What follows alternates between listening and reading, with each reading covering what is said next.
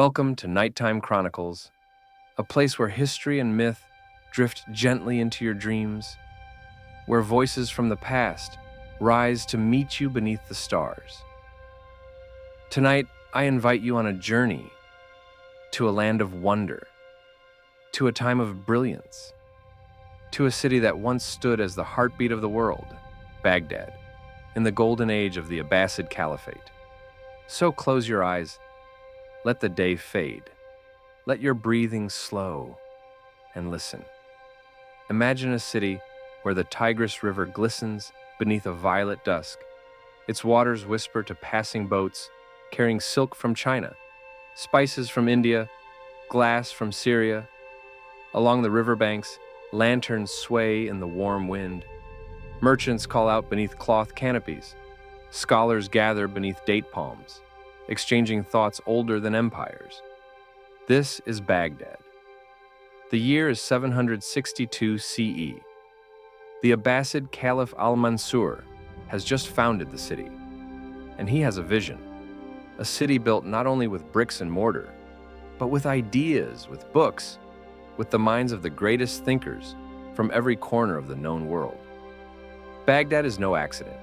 It's carefully designed, a perfect circle, ringed by towering walls and 4 grand gates, facing each direction of the earth. At its center, the Palace of the Golden Gate and the Grand Mosque.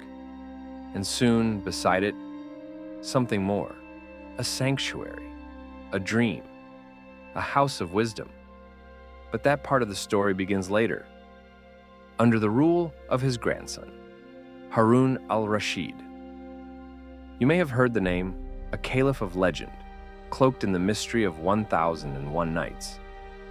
But beyond the tales, Harun was a patron of the arts, a man of poetry and power.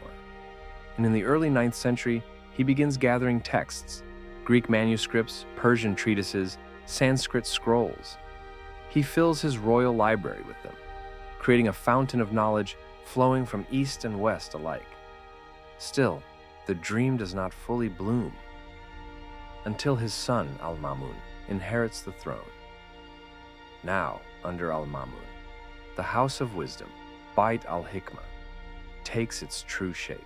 Imagine it, a vast library, its shelves stretching into silence, scribes hunched by candlelight, copying ancient texts with care, courtyards shaded with fig trees, rooms filled with the scent of parchment and ink, the murmur of debates, in Arabic, Greek, Syriac, Sanskrit. This is no ordinary library. It is a living heart of knowledge, a translation center, an observatory, a research institute. Centuries before those words existed.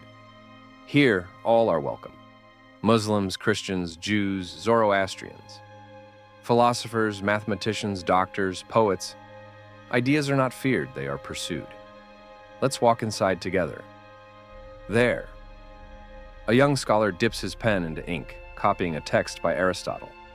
Next to him, a translator works on a medical treatise by Galen. At the far end of the hall, 2 men debate the motion of the stars, one citing Ptolemy, the other drawing maps of the night sky with a compass and chalk. In a nearby chamber, a man sits deep in thought. He is al-Khwarizmi, the father of algebra. The very word algebra comes from his book, Al-Kitab al-Mukhtasar Fayak Hisab al-Jabr wal-Muqabala. He introduces the concept of solving for the unknown. He gives us algorithms, named after his own name, and reshapes mathematics forever. Elsewhere in the house, Al-Kindi, the philosopher of the Arabs, writes on logic, ethics, and metaphysics. He defends philosophy within Islam, bridging revelation and reason. He translates Plato, Aristotle, making Greek thought accessible in Arabic and in time to the world. In the observatories of Baghdad, astronomers track the movements of planets. They name the stars, Altair, Betelgeuse, Vega, names we still use today. And in medicine, scholars build on Indian and Greek foundations.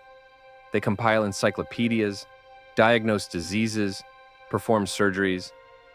They document treatments, experiment with cures. All of this centuries before the printing press, before the European universities. before Galileo or Newton were born. It is said that the House of Wisdom employed hundreds of scholars, and Baghdad held the largest library the world had ever known. But more than that, it was a beacon, a testament to what humanity can become when minds are free, when questions are welcome, when knowledge is shared, not hoarded. And yet, even the brightest stars must face nightfall.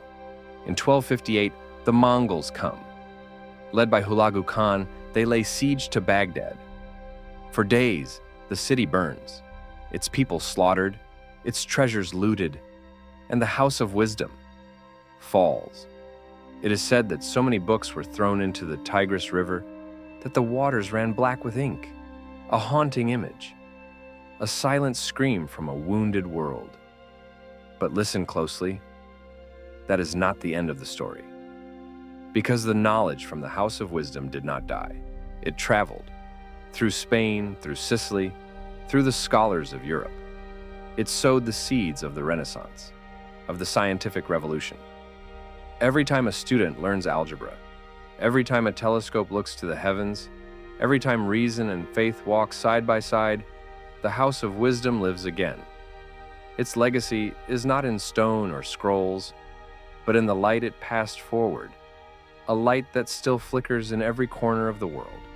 And so, as the night deepens, as the stars rise higher above, we leave Baghdad behind, not as a ruin, but as a dream still unfolding. Thank you for joining me tonight in this quiet moment beneath the stars. If this journey brought you wonder, subscribe to Nighttime Chronicles. Every week we'll travel again to another time, another story, another star in the sky. Until then, rest well, and may the echoes of wisdom guide your dreams tonight.